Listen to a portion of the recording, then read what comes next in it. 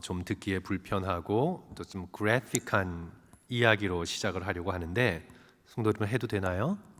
성도 여러분들이 싫어하시면 그냥 곧장 넘어가려고 제가 생각하고 있는데 혹시 듣기 불편하시면 귀를 막으십시오.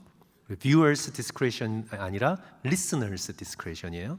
듣기 싫으시면 귀를 좀 막으시고 이것은 제가 기독교 리더십 저널에서 읽은 이야기예요. 제가 지어낸 이야기가 아니라 아마 성도들께서도 설교를 들으시면서 어느 목사님 또는 부흥사 목사님한테 여러 차례 들으셨을 거예요. 제가 읽었는데 꽤 잘 알려진 얘기더라고요. 실제로 행해지고 있었던 일이라고 합니다. 이 북극 쪽에 그 에스키모가 늑대를 사냥하는 법 아시죠, 성도 여러분? 먼저 칼을 아주 날카롭게 갈아요. 아주 날카롭게. 그리고는 이제 여러 개의 칼을 그렇게 가는 거죠. 뭐 칼이라기보다 창 같은 거겠어요. 양날 날카롭게. 그리고 이제 그 칼에 동물의 피를 흘려서 얼리는 거예요. 얼려요. 코팅을 해서 얼려요. 추우니까 잘 얼겠죠. 그래서 이제 그 피가 칼을 다 감싸고 얼면 또다시 동물의 피를 또 발라요. 그래서 또 얼려요. 그리고 또 얼면 또다시 두껍게 동물의 피를 발라서 또 얼려요. 그리고 얼면 또 얼려요. 그리고 또 얼려요. 그렇게 두껍게. 그래서 피가 마치 우리가 한인마트에서 사다가 먹는 하드처럼, 조스바 아세요, 성도 여러분? 조스바? 조스바처럼 그렇게 되는 거예요. 그래서 이제 피가 칼날 위에 아주 두껍게 얼어요. 이제 그걸 늑대가 잘 출몰하는 곳에 거꾸로 꽂아 놓는 거예요. 거꾸로 여러 개를. 그러면 성도 여러분 이제 아시겠죠? 어떻게 사냥을 하는지. 그러면 이 후각이 아주 예민한 늑대들이 피냄새를 맡고는 몰려드는 거예요. 그래서 혀로 그 얼은 피를 핥는 거죠. 개걸스럽게. 그 안에 날카로운 칼날이 들어있는 것 모르고 정신없이 개걸스럽게 그것을 핥는 거예요. 정신없이 핥다가 결국에는 어떻게 되냐면 자기의 혀가 그 칼날에 베는 것도 모르고 핥아요. 그래서 결국 자기가 핥는 피가 자기의 피인 줄도 몰라요. 먹느라 정신이 없어서. 그러다가 결국 죽어요. 그래서 에스키모인들은 아침에 날이 밝을 때 그곳에 가면 피를 흘리고 쓰러져 죽은 늑대들을 끌고 오면 되는 거예요. 괜찮죠, 성도 여러분? 괜찮은 방법이죠. 제가 왜 이런 말씀을 드리냐 하면 죄는 결국 죄 짓는 자기 자신을 상하게 합니다. 내가 죄를 지을 때 상대방을 상하게 하죠. 물론 상대방을 상하게 합니다. 죄는 상대방을 상하게 해요. 그런데 죄의 가장 큰 피해자는 그 죄를 짓고 있는 자신의 영혼이에요. 결국은 자기 피가 되어 돌아옵니다. 죄를 짓는 잠깐의 쾌감이 있어서 처음에는 막 맛있게 먹어요. 나는 멀쩡하고 남의 피만 먹는구나 생각을 하지만 결국은 죄의 욕망에 빠져 허우적대다 보면 결국은 자기가 먹게 되는 것이 자기의 피예요. 자신을 죽음에 이르게 하는 죄의 실상을 보여주고 있는 그런 예라고 할 수 있죠. 다윗의 간음과 살인의 죄, 그 가장 큰 피해자는 밧세바인 것 같고 그리고 또 우리아인 것 같지만 사실은 다윗이 지은 그 죄의 가장 큰 피해자는 바로 자기 자신이 됩니다. 결국 자기 자신을 해롭게 하는 죄를 짓게 돼요. 그리하여 그 죄가 번져서 이스라엘 전체를 해롭게 하는 죄가 되죠. 암논을 보십시오. 다말을 강간하고 버리지요.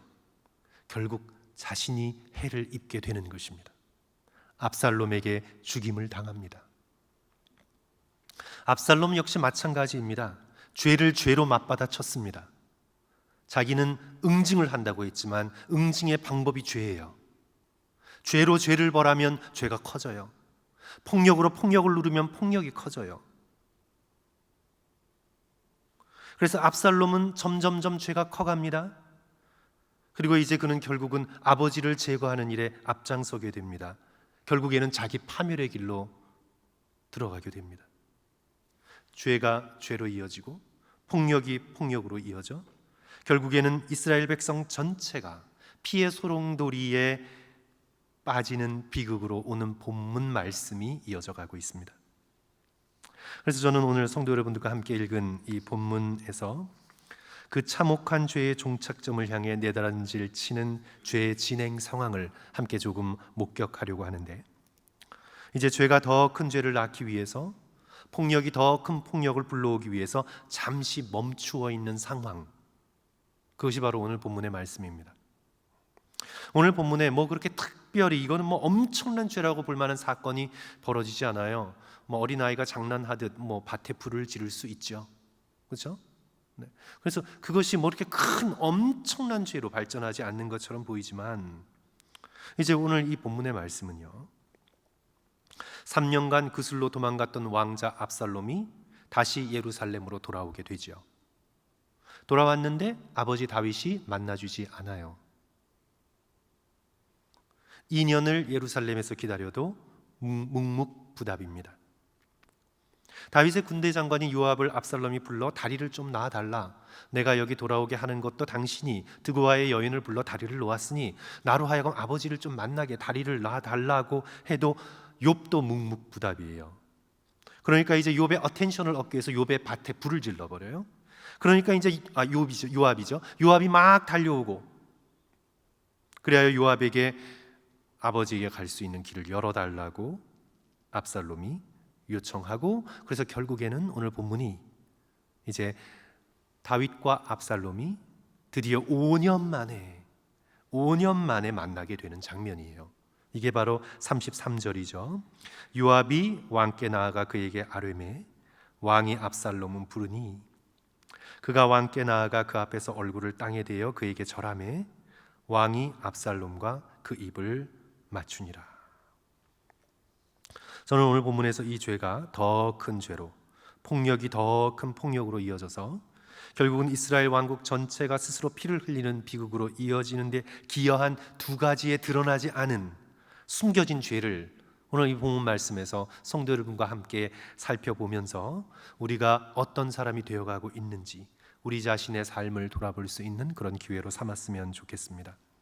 오늘 본문에서 그렇게 크게 드러나지 않고 대단한 것 같지 않지만요, 두 가지 죄가 숨어져 있는데, 첫 번째로 다윗의 회피의 죄예요. 그리고 두 번째로 압살롬의 교만의 죄예요. 아직 표면에 막 드러나진 않았어도 깊이 숨겨져 있습니다. 그리고 이것이 결국은 이제 어떤 시간과 공간 속에서 갑자기 폭발하게 되어 더 큰 죄로 이어지게 돼요. 첫째로 우리 함께 살펴봅니다. 다윗의 회피의 죄, 직면하지 않고 회피하는 죄. 수동적인 죄인 것 같지만 회피의 죄도 죄입니다. 큰아들 암논과 딸 다말의 사건에서부터 다윗은 회피합니다. 큰아들 암논이 배다른 누이 다말을 강간합니다. 그리고는 버려버립니다. 1년 있다가 일어난 사건도 아니에요. 그 당일날 일어난 사건이에요. 그런데 다윗은 아버지로서, 왕으로서 아무것도 하지 않습니다.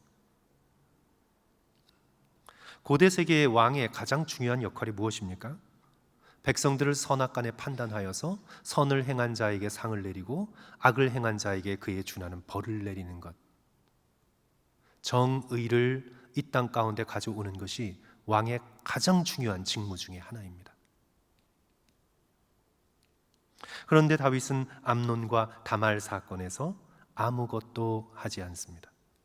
화를 내긴 내요. 13장 21절 보시면 다윗 왕이 이 모든 일을 듣고 심히 노하니라. 화를 냈지만 그는 아무 일도 하지 않습니다. 역사에 만약은 없지만 만약 다윗이 딸을 위로하고 암논에게 아무리 첫 아들 왕자이지만 이에 해당하는 벌을 줬었더라면,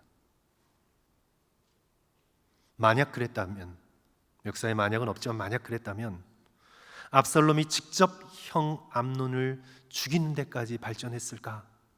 잘 모르겠어요. 다윗이 암논에 대해 아무런 조처를 취하지 않자, 그리고 다말이 어떻게 위로받을 길이 없음을 알게 되자 압살롬은 이제 기회를 2년 동안 엿봅니다.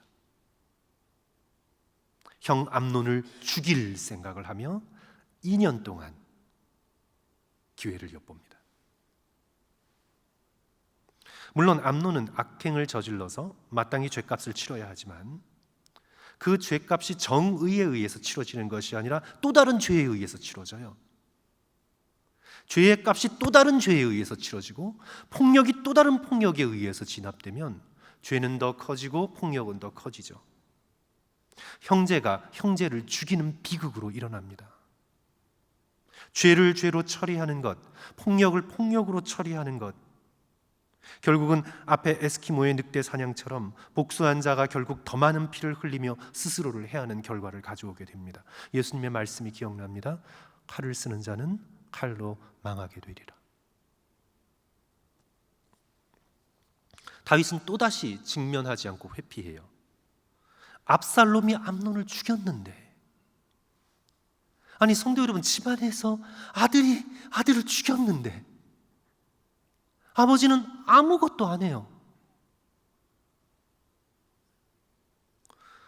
13장 36절, 말을 마치자 왕자들이 이르러 소리를 높여 통곡하니 왕과 그의 모든 신하들도 심히 통곡하니라. 슬퍼하고 통곡은 했는데, 앞에서는 분노는 했는데, 슬퍼하고 통곡했는데 아무것도 하지 않습니다.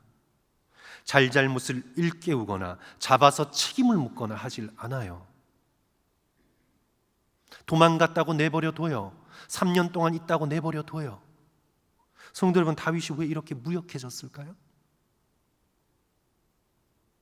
37절 보시면 압살롬은 도망하여 구슬왕 암미울의 아들, 13장 37절, 암미울의 아들 달메에게로 갔고 다윗은 날마다 그의 아들로 말미암아 슬퍼하니라. 슬퍼는 하지만 아무런 액션을 취하지 않아요. 날마다 슬퍼하는 건 감정이죠. 왕으로서 해야 할 옳고 그름의 판단, 그에 따른 징계가 전혀 없어요. 왜 이토록 다윗이 도덕적으로 무력할까요? 성도는 왜일까요? 왜예요? 자기의 피 흘린 죄 때문이죠. 죄는 사람들을 도덕적으로 무력하게 합니다. 죄는 우리의 양심을 파괴합니다. 아마도 다윗은 암논이 다말을 강간한 데서 자신이 밧세바를 취한 죄를 보았을 것이고, 압살롬이 형 암논을 죽인 것에서 자신이 충성스러운 우리아를 죽였던 것을 보았을 거예요. 그리하여 회피했는지 몰라요. 직면하지 못했는지 몰라요. 자식들에 대해 도덕적 권위를 완전히 상실해버렸습니다. 이것이 다윗이 무력한 이유인 것 같아요. 그런데 이제 이 본문은, 그리고 또 앞으로 압살롬의 반역에 이렇게 흘러나가는 흐름을 보시면 이 다윗의 아무것도 하지 않은 회피가 더 큰 죄를 낳아요. 결국 압살롬이 반역의 마음을 품는데 일조를 합니다. 그것이 모두 다 다윗의 책임은 아니에요. 압살롬의 선택이죠. 하지만 다윗의 회피가 일조를 합니다. 압살롬은 만나주지 않아요. 아버지가 아들을 안 만나줘요. 왜 그렇게 했는지, 그렇게 하면 안 된다고, 너의 죗값을 치러야 한다고, 당연히 왕이고 아버지면 그렇게 해야 하는데 만나주지 않아요. 그렇게 몇 년의 시간이 흘러요. 이제 본문에 따르면 또 2년의 시간이 흘러요. 예루살렘에서 불러오긴 했는데 2년의 시간이 흘러요. 예루살렘은요, 지금 LA처럼 큰 도시가 아니에요. 솔로몬의 시대 그리고 히스기야 시대를 걸쳐서 예루살렘이 커졌지, 다윗의 시대에는요 아주 작은 도성이었어요. 그 작은 곳에서 함께 살면서 2년 동안 만나주질도 않아요. 일종의 벌주기인가요? 만약 벌을 주려면 불러다가 벌을 줘야지, 이런 회피의 형식으로 벌을 주는 건요, 이것은 아주 안 좋은 방법입니다. 혹시 부부싸움을 하시더라도 말로 해서 잘잘못을 가리고 풀어야죠. 삐져서 하루, 이틀, 열흘, 한 달 이렇게 가면 안 돼요. 침묵과 거절로 인해서 사람에게 보복을 하는 사람들이 있는데 그러면 안 돼요. 자녀에게도 그러면 안 돼요.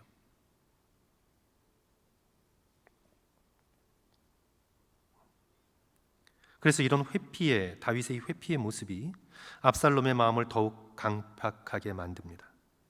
그가 2년을 기다리면서 더는 참을 수 없어서 요압의 밭에 불을 지르고 말하죠. 14장 32절 끝부분입니다. 이제는 내가, 요압 보고 말하는 거예요, 나로 하여금 왕의 얼굴을 볼 수 있게 하라. 내가 만일 죄가 있으면 왕이 나를 죽이시는 것이 옳으니라. 이렇게 차갑게 만나주지 않으면서 나를 벌하지 말고, 예루살렘까지 불러왔으면서 만나주지도 않고 그렇게 하지 말고 차라리 만나서 내가 잘못한 것이 있으면 나를 죽이시는 것이 옳으니라. 그렇게 호소하고 있는 거예요. 다윗의 회피를 지적하고 있는 거죠. 무려 5년 동안.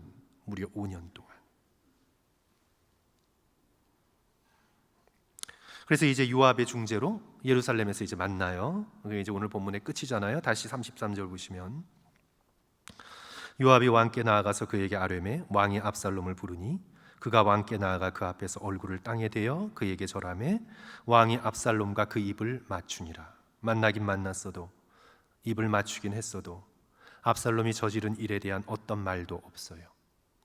암논이 내 누이를 겁탈할 때 얼마나 힘들었겠냐고, 그 잘못을 내버려둔 자신의 책임에 대한 말이 전혀 없어요. 그래도 너는 형제를 죽여서는 안 됐다는 것에 대한 징계가 전혀 없어요. 내가 회개했던 것처럼 너도 회개하고 마땅히 너의 죄값을 치르라고 아버지로서 말이 없어요. 도덕적인 권위를 잃어버린 아버지, 도덕적인 권위를 잃어버린 왕, 설령 자신의 도덕적 권위를 잃어버려서 아버지의 권위로 말할 자격이 없다면 하나님의 의로우심과 하나님의 용서하심에 기대어 말을 했어야죠. 그 은혜에 기대어 말을 했어야죠. 나 자신의 잘못을 용서하신 하나님, 내가 느꼈다. 그럼에도 내 죄의 결과가 얼마나 극심한지 직면케 하시는 하나님의 의로우심도 내가 느꼈다. 그러니까 너도 내가 회개한 것처럼 회개하고, 너도 너의 죄에 대한 죄값을 책임을 지고 치르라고. 당연히 자기의 권위가 무너졌으면 하나님의 의로우심과 용서의 권위로라도 자녀의 죄를 직면해야죠. 그렇지 않아요, 성도 여러분? 하나님의 사랑과 하나님의 의로움을 자신의 실패를 통해서라도 가르쳐야죠. 근데 다윗은 아무것도 하지 않습니다. 회피합니다. 저는 주변에서 여러 번 보았어요, 성도 여러분. 여러 번 봤어요. 부모가 자식에게 진리를 가르치지 않고 자녀에게 의로움을 가르치지 않아요. 여러 번 보았습니다. 도덕적 권위를 상실한 채 그냥 회피하고 묵인하고 안 본 것처럼 느껴요. 여러 번 보았어요. 분명한 잘못인데도 그냥 지적 안 해요. 아이가 그렇게 자라면요, 이 아이는 자기가 잘못됐다는 걸 인정하지 않아요. 성도 여러분, 기독교의 복음의 핵심이 무엇입니까? 내가 죄인이라는 걸 인정하는 거잖아요. 그걸 하지 않아요. 책임을 다 남에게 떠넘겨요. 언제나 남 핑계대요. 아주 버릇없는 사람으로 커요. 자신의 잘못을 인정하지 않는 사람, 내가 정말 잘못했습니다라는 걸 인정하고 고백할 수 없는 사람, 이런 사람들은 사실 사이코패스나 소시오패스가 될 가능성이 높아요. 저는 교회에서도 여러 번 보았습니다. 제가 우리 교회 말씀드리는 거 아니에요. 목회자나 장로님들이요, 가르치질 않아요. 불러다가 물론 사랑 가운데 예의 바르게 경고하고 주의 줘야 하는데 하지 않아요. 분명히 교회를 어지럽히고 성도 사이를 이간질하고 공동체를 해하는 일을 하는데 누구도 나서지 않아요. 그냥 좋은 게 좋은 식으로 자기 체면만 지켜요. 영적 권위를 상실한 목회자, 도덕적 권위를 상실한 교회의 리더들 많아요, 주변에. 죄가 점점 커지고 무질서를 낳고 결국은 교회가 교회됨을 상실해버려요. 교회의 영적 권위가 완전히 바닥이 나요. 회피의 죄, 마땅히 가르쳐야 하고 마땅히 지적해야 하고 마땅히 진리의 말씀을 가지고 직면해야 하는 것을 하지 못하고 그저 내 얼굴만 지키기 위해 회피하는 죄, 공동체가 무너집니다. 이런 아버지가 가장이 되고 이런 분들이 교회의 리더가 되면 교회는 교회됨을 상실하고 교회가 가지고 있는 영적 권위와 도덕적 권위가 바닥을 칩니다. 이게 오늘날 현대 교회의 현실이에요. 그래서 사랑하는 성도 여러분, 비록 우리 자신이 부족해도, 내 자신이 아버지로 부족하죠. 내 자신이 리더로 부족하죠. 그래도 내 자신의 권위가 아니더라도 하나님의 의로우심, 하나님의 용서, 하나님의 은혜의 권위를 빌어서 회피하지 말고 주장하고 마땅히 가르칠 걸 가르치는 저와 성도들 되시기를 주님의 이름으로 간절히 축원합니다. 다윗처럼 마땅히 해야 할 일을 하지 않는 회피의 잘못, 여러분의 자녀들이 잘못했을 때 정말 잘못했다고 얘기할 수 있는 자녀로 키웠는지, 교회에 과연 말씀의 권위, 도덕적 권위가 살아있는지, 이것들을 바라보면서 오늘 우리는 다윗을 반면교사로 삼아서, 우리가 다윗이 지금 별로 죄 같지도 않잖아요. 이게 뭐 죄 같아요? 이게 뭐 죄 같아요? 그러나 이 다윗의 회피의 죄가 압살롬의 반역에 굉장히 밑바닥을 흐르고 있어요. 그렇죠? 그래서 우리도 그것을 기억하면서 우리가 우리의 자녀들, 또 우리의 후배들, 또 우리의 교회의 교우들을 대하면서 우리가 회피하지 않고 사랑 가운데 직면할 수 있는 그런 지혜롭고 또 주의 놀라운 말씀을 기대어서 또 그렇게 진리를 말할 수 있는 저와 성도들 되시기를 주님의 이름으로 간절히 축원합니다. 우리 둘째로 이제 압살롬의 교만의 죄는 사실상 뭐 살펴볼 필요가 없이 오늘 본문이 너무나 분명하게 드러내줘요. 압살롬의 교만의 시작은 사람의 인정에서 시작됩니다. 사람의 칭찬, 사람의 어프로벌. 그래서 자기는 정말 하나님과의 관계가 완전히 단절되어 있는데도 사람들이 자기를 높이니까 자기가 대단한 사람인 줄 아는 거예요.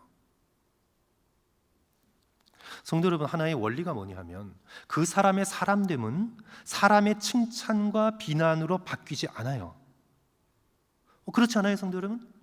그 사람이 하나님 앞에서 가지고 있는 그 사람의 퀄리티, 그 사람의 캐릭터, 그 사람의 어떤 덕목, 그 사람의 영혼의 모습은요, 사람들이 칭찬을 한다고 올라가지 않아요. 사람들이 비난을 한다고 떨어지지 않아요. 사람들의 칭찬과 비난, 그 사람의 그 사람됨을 변화시키지 않아요.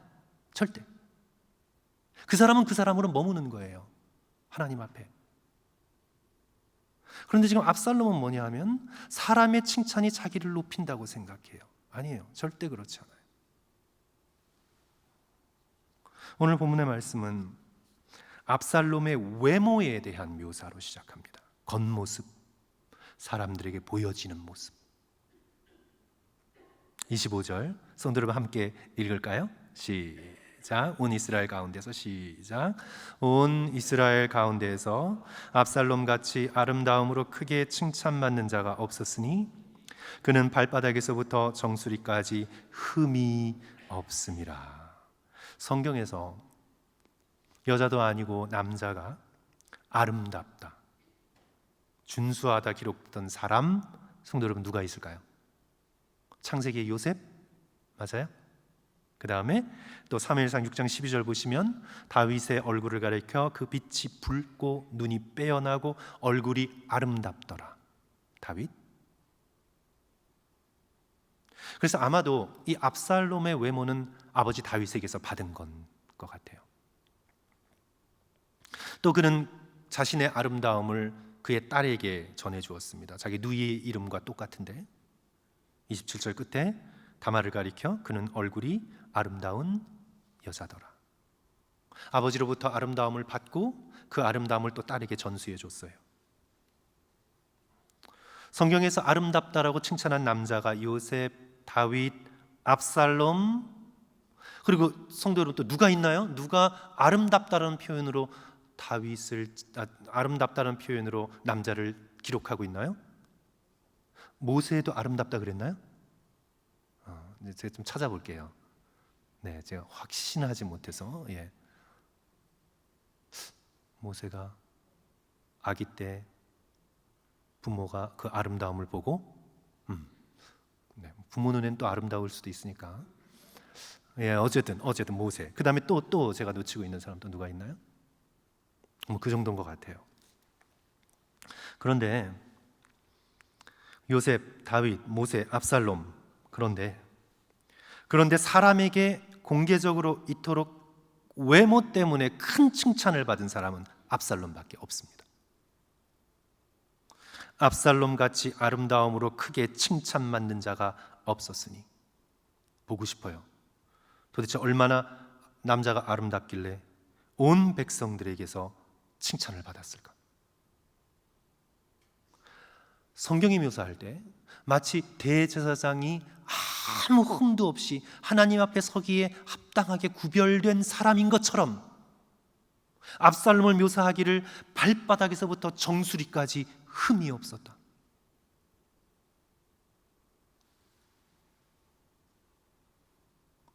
마치 이 세상 사람이 아닌 것처럼. 거기다가 압살롬의 아름다움의 상징이 뭐예요? 머리카락이에요. 머리털이 무겁다고 해서 1년에 한 번 머리를 자르는데 머리털이 왜 무거웠을까? 굵으니까. 그죠? 머리털이 저는 지금 날이 갈수록 머리가 얇아져요. 이렇게 머리가 그냥 굵으니까. 그죠? 또 머리가 촘촘하게 많으니까. 그래서 1년에 한 번 머리를 자르는데 자른 머리를 재해 보니까 200세겔이라고 하니까 대강 하면 한 3파운드 정도 된대요. 그러면 자른 머리가 3파운드면 전 머리를 다 잘라봐야 한 100g도 안 될 것 같은데 머리를 자른 게 1.5kg, 4, 5kg? 얼마나 무거웠을까? 그러면 자르기 전에 머리는 어떻게 감았을까? 이런 외모에 대한 묘사, 외모에 대한 칭찬 이런 것들이 어떤 것을 가져다 줍니까? 저가 이 세상에서 가장 아름다운 사람이다. 저가 바로 왕이 될 사람이다. 사람들의 큰 칭찬은 그의 교만을 부추겼고 그를 들뜨게 만들었고 그로 하여금 반역으로 나가는 길을 열어주었습니다. 어떤 사람에게 칭찬과 인정은요 해가 될 수 있어요. 그리고 분명한 사실을 우리는 깨닫게 됩니다. 사람의 인정은 하나님의 인정이 아닙니다. 사람의 인정은 하나님의 어프로벌이 아니에요. 절대 그렇지 않아요. 그래서 우리는 사람에게 순간적으로 칭찬받는 것보다 하나님께 인정받는 일꾼이 되기를 힘써야 합니다. 우리 다 같이 찾아서 디모데후서 2장 14절 신약 344쪽에 있는데요.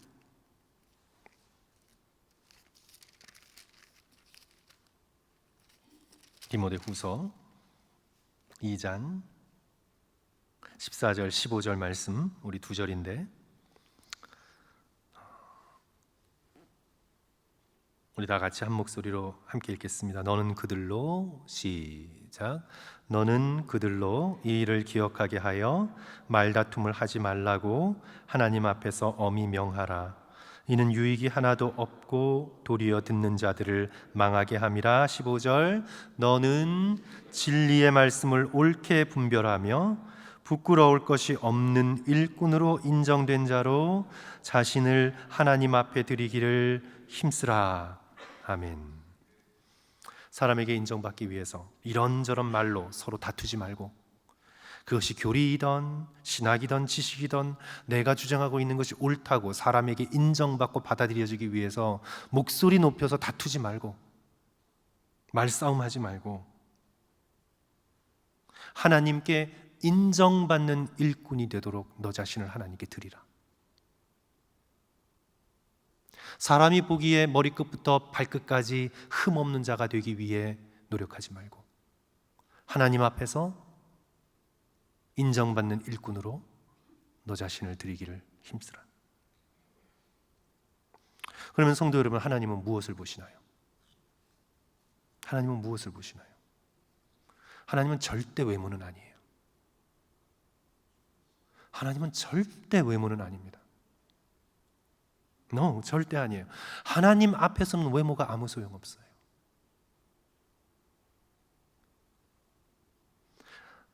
우리 성도들께서 말씀하셨듯이 당연히 하나님은 중심을 보시고 그 영혼을 보시고 그 외모에 가려져 있는 마음을 보십니다. 내가 어떤 마음을 품고 삶을 살고 있나? 내 중심에 어떤 생각을 가지고 사람을 대하고 하나님 앞에 나아가고 있나? 한마디로 나의 마음가짐, 내가 아침에 눈을 떴을 때 나는 어떤 마음을 가지고 하루를 살아가고 있나? 나는 어떤 마음을 가지고 사람을 만나고 있나? 나는 어떤 마음을 품고 하나님 앞으로 나아가고 있나? 우리의 외모가 아니라 우리의 중심, 우리의 마음, 그것을 하나님께서 눈여겨보시고 그 마음을 기뻐하신다는 거죠. 압살롬에게는 그런 마음이 없었습니다. 압살롬은 그런 마음이 전혀 없었습니다. 한마디로 압살롬은 하나님을 바라볼 마음이 전혀 없었습니다. 그는 자기 방식으로 모든 일을 해결해 버립니다. 사람들이 자기의 외모를 보고 칭찬하고 자신이 매력적인 사람이라는 걸 알고 그는 겉으로 행동만 하지, 겉으로 그런 척만 하지, 그의 속마음은 하나님으로부터 멀리 떨어져 있습니다. 자기 방식으로 모든 일을 해결합니다. 교만이에요. 하나님께서 자기 누이 다말의 억울함을 해결해 주시리라 믿고 하나님 앞으로 나아가 자신의 억울함을 토로하며 하나님께서 행동해 주시기를 기다리는 겸손함이 압살롬에겐 전혀 없습니다. 자기 손으로 피를 흘리고 맙니다. 오늘 본문에서도 작은 일 같지만 요압의 밭에 그냥 불을 질러버립니다. 압살롬에겐 하나님이 없어요. 하나님은 안중에도 없어요. 사람의 칭찬에 눈이 가리워 자기의 마음대로 자기의 뜻대로 마음대로 할 수 있다고 생각해요. 이런 교만이 자기를 아버지보다 위에 올려놓고 부모를 공경하는 것을 뛰어넘어 이제 그를 폐위하고 자신이 왕이 되려고 하는 것입니다. 사랑하는 성도 여러분, 오늘 우리는 어떤 사람이 되어가고 있습니까? 도덕적, 영적 권위를 상실한 채 정말 중요한 문제에 대해서는 회피하고 뒤로 미루고 정말 하나님께서 우리에게 맡겨주신 일에 대해서는 책임을 미루고 실천하지 않는 사람으로 그저 나의 얼굴만 지키고 좋은 게 좋은 식으로 그렇게 살아가는 그런 사람으로 되어가고 있지는 않습니까? 혹시 압살롬처럼 사람들에게 인정을 구하며 점점 마음속에서 하나님을 밀쳐내고 교만한 사람으로 되어가고 있지는 않습니까? 하나님을 기다림 없이 내 손으로 암몬도 그냥 죽여버리고 내 손으로 그냥 급하면 불도 질러버리고 성도 여러분, 옳은 일은 반드시 옳은 방법으로 하나님의 뜻은 반드시 하나님의 방법으로 그래서 성도 여러분, 우리 모두 오늘 본문 말씀 속에서 우리에게 가르치고 계시는 바 우리 마음속에 교만을 버리고 더욱 겸손한 사람이 되고 해야 할 일을 회피하지 않고 직면할 수 있는 영적 도덕적 책임을 가진 사람으로서 우리가 마땅히 돌봐야 되고 가르쳐야 할 사람들 앞에 설 수 있는 저와 여러분 되시기를 주님의 이름으로 간절히 축원합니다.